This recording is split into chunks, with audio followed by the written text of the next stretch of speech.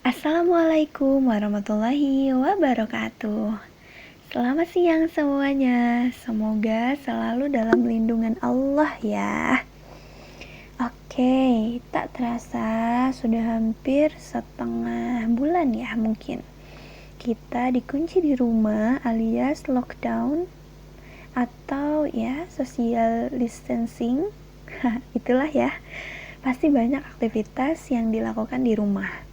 So, salah satu yang menarik untuk dibahas baru-baru ini adalah banyaknya PDF buku-buku yang beredar. Mungkin kamu salah satunya juga yang menerima ya. Banyak yang akhirnya mempertanyakan juga, apa betul tindakan menyebarkan buku dalam bentuk PDF itu?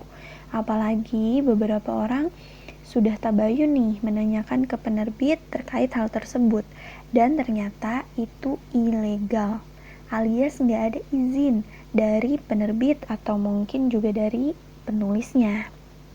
Nah, sebelum aku curhat atau menanggapi hal ini, alhamdulillah aku juga sempat berdiskusi dengan seorang ustadz. Beliau aku panggil Abi Husnul ya, mudah-mudahan Allah memberkahi beliau. Nah, terkait hal-hal ini, insya Allah jawabannya bisa dipertanggungjawabkan ya. Begini teman-teman, tentang mengunduh buku dalam bentuk PDF di internet atau di media sosial, itu sebetulnya adalah persoalan kontemporer yang secara khusus membahas atau pembahasan ini tidak ditemukan di kitab-kitab kuning.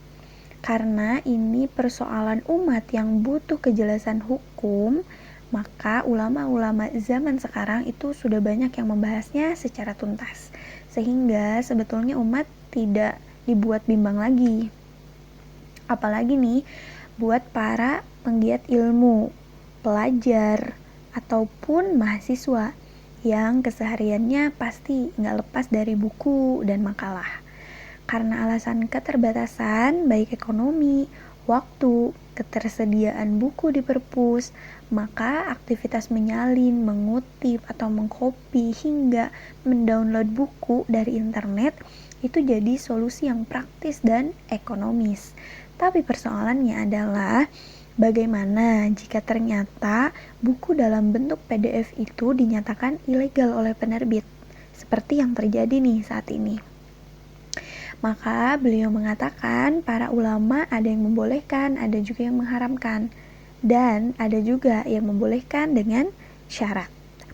Nah, jika kita mengunduh kemudian mencetak untuk mendapatkan keuntungan dari sana, padahal di buku tersebut dicantumkan nih ada hak cipta, dilindungi undang-undang, maka terlarang dan haram untuk mendownloadnya.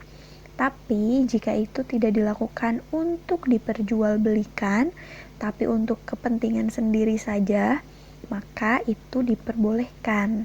Ini berdasarkan fatwa Syekh Soleh Al-Munajjid. Jadi, kata beliau dari fatwanya, itu jika kita sulit mendapatkan sumber itu atau keterbatasan buku, maka itu dibolehkan. Nah, sedangkan Syekh Utsaimin juga berpendapat, jika hanya untuk keperluan sendiri itu tidak mengapa, tapi untuk diperjualbelikan itu tidak boleh. Nah, beberapa ulama juga mentolerir hal itu jika untuk kebutuhan pribadi dengan syarat tadi ya, bukan cari keuntungan dan hanya sebatas yang diperlukan saja. Jadi, tidak boleh juga untuk di-share kepada orang lain, meskipun itu teman sendiri. Nah, terus pertanyaannya, gimana kalau beli buku di toko buku dengan harga murah dan kita tahu itu buku bajakan? Atau bagaimana juga kalau kita nggak tahu tuh, karena kita nggak bisa membedakan antara buku asli dengan buku bajakan. Nah, Syekh Utsaimin juga menjawab, tidak boleh membeli buku secara ilegal karena dapat mendorong orang untuk saling berbuat dosa. Kecuali jika buku itu legal, maka diperbolehkan. Jika Anda tidak tahu, maka tidak berdosa. Karena ada kalanya orang melihat buku pajang di etalase, tapi tidak tahu apakah buku itu asli atau tidak. Begitu jawabannya.